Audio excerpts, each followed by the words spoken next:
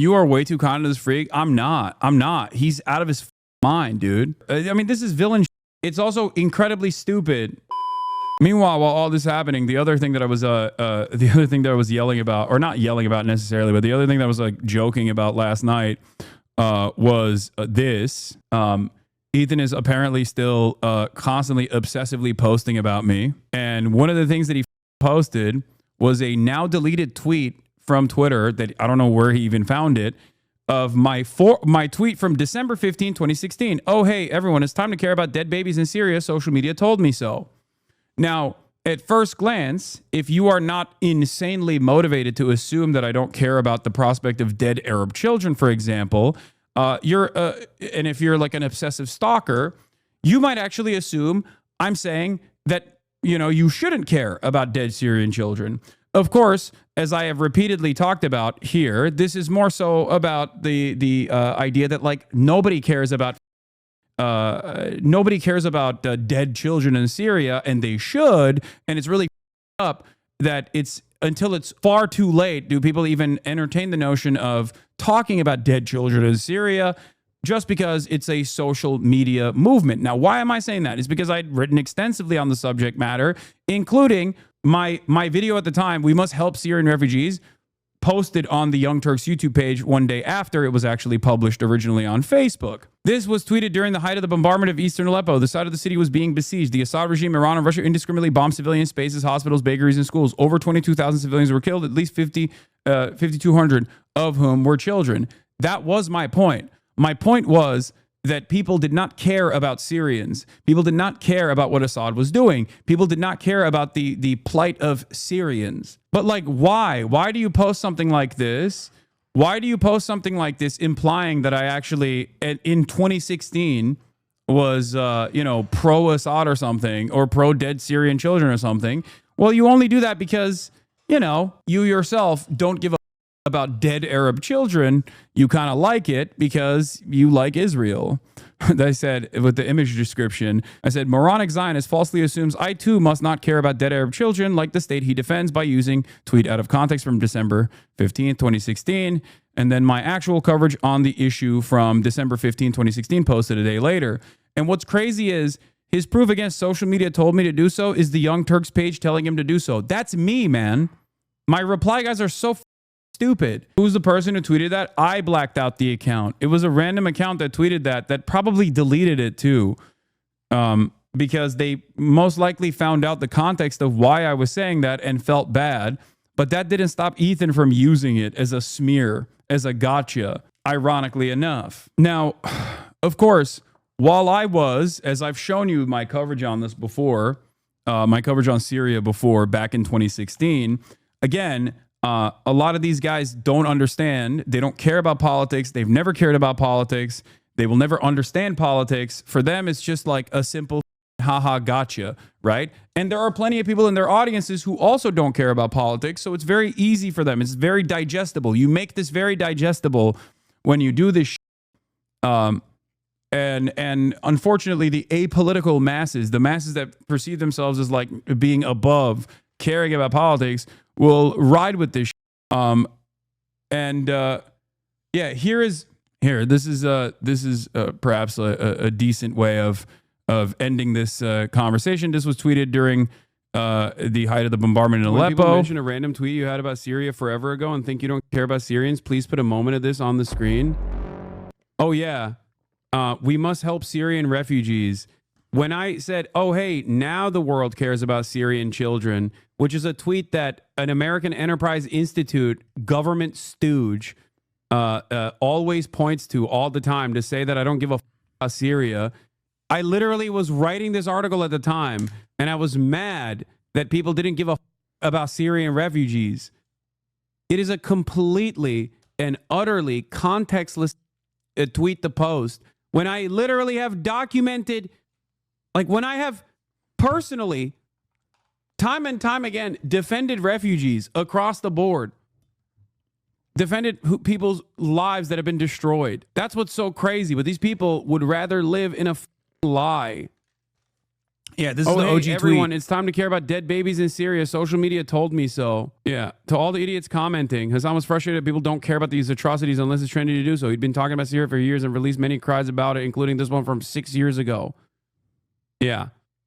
This is the big slam dunk that people have where they're like, no, you don't understand. He's actually pro-Assad. I saw someone use that. Yeah. If you go back and watch that video, you will realize, like, I'm criticizing the Assad regime and its practices in 2016 during the conflict that was unfolding. So what was Ethan Klein doing at that time, though? He was a podcaster at that time, right? Assad is glad to know the full context. Yes, dude. If someone tells you that I am in favor of, why do you think people who don't like you give you any benefit of the doubt?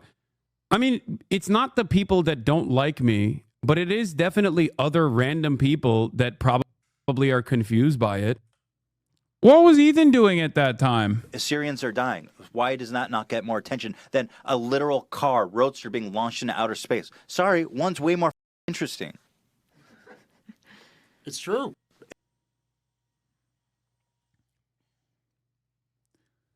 It's so crazy because I didn't even, like, I had no understanding of Ethan Klein at that point beyond, like, Vape Nash, right?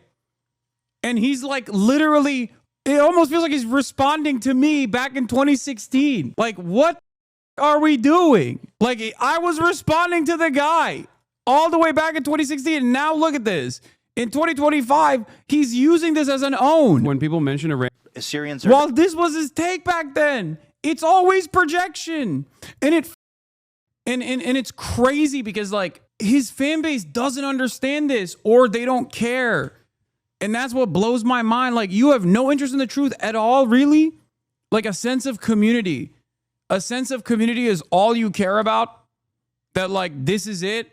This is your entire interest. It starts and ends with whatever the Ethan Klein is focusing on that day. They always have to misinterpret your stances to argue against them. Interesting. Exactly. And it's so strange because it's like, all you're doing is basically lying to a broader audience about what my worldview is, okay? Like, I don't care about disparaging Ethan, okay? I know that his fan base does not realize that because, again, projection, they care about disparaging me. I don't care about disparaging Ethan. I don't give a shit. He's done plenty awful things on his own that people have documented a million times over, and his fan base clearly doesn't give any of that.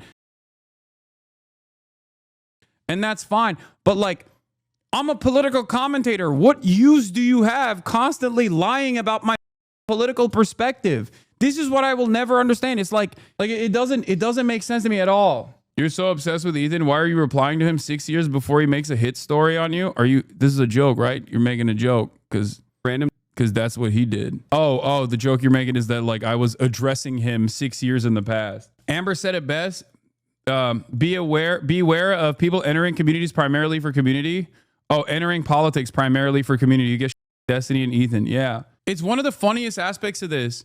And it's one of the most commonplace things I hear from people who are like, I'm a former fan. And as a former fan, I couldn't believe, like, how much Hassan's points changed throughout time. It's like, I'm one of the most consistent political commentators, dude. What are you talking about? This is just stan culture masquerading as, like, politics. And it's so damaging the discourse. So damaging the political discourse. I saw a tweet, I think it was Ested that posted about this, where he was like, everything is stan culture. Everything is stan culture now. Team sports is stan culture. Like, obviously team fandom was already so close to stan culture, but, like, people no longer care about the output. They care about, like, financial dominance. Okay? They care about financial dominance. Stan culture is dominating every aspect of our lives. We are so alienated. We are increasingly isolated from one another.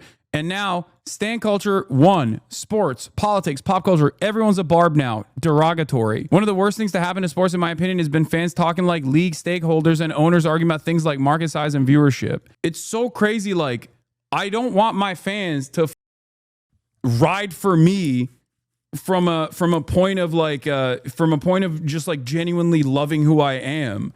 Okay? I want people to ride for the ideas.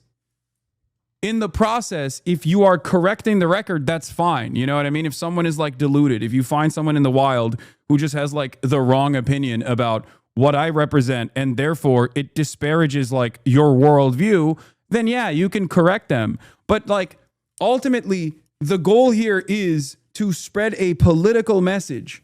The goal here is to spread a political message. And all these guys do is just like enter this arena without any sort of interest in spreading a political message at all. And they end up leaving the sphere of discourse in ashes. It's very, very, very frustrating to have to deal with this all the goddamn time. And then this piece of talked about going after Noah's funds raised for Palestine. Wait, what? And let's say hypothetically, I'm planning to sue a bunch of these people. They just keep raising money because Noah's like, let's prove to Ethan that we can raise the money to fight this lawsuit, which is fine. Like I said, I prefer them raise the money so that I know that at least there's something left when I win, right? Man, that's just math. That's just logic. That money's coming to me eventually. So it's good. If he was bankrupt, I wouldn't collect at all. So in a way, it's good for me that he's crowdfunding. But I do think it's funny. But he's not crowdfunding for his lawsuit. No, well, he said, I'm going to crowdfund, but I'm doing it to prove that we can. I said, instead of crowdfunding for the lawsuit, I'm going to crowdfund for Gaza. But that's like an actual good cause. Yes, it is. So what's funny, though, is that he's asking his audience to chip in to prove, right, that he can crowdfund. It doesn't prove anything like that of the sort at all. There's got to be a limit. Like, he can't go and... You think he's going to go... Well, also, more people are obviously more willing to give to a cause that's going to a good cause versus some dude's lawsuit. Yeah, totally. That, too. But, like, at the end of the day... It's awesome. Yeah. I think it's great. I love it. These guys are the...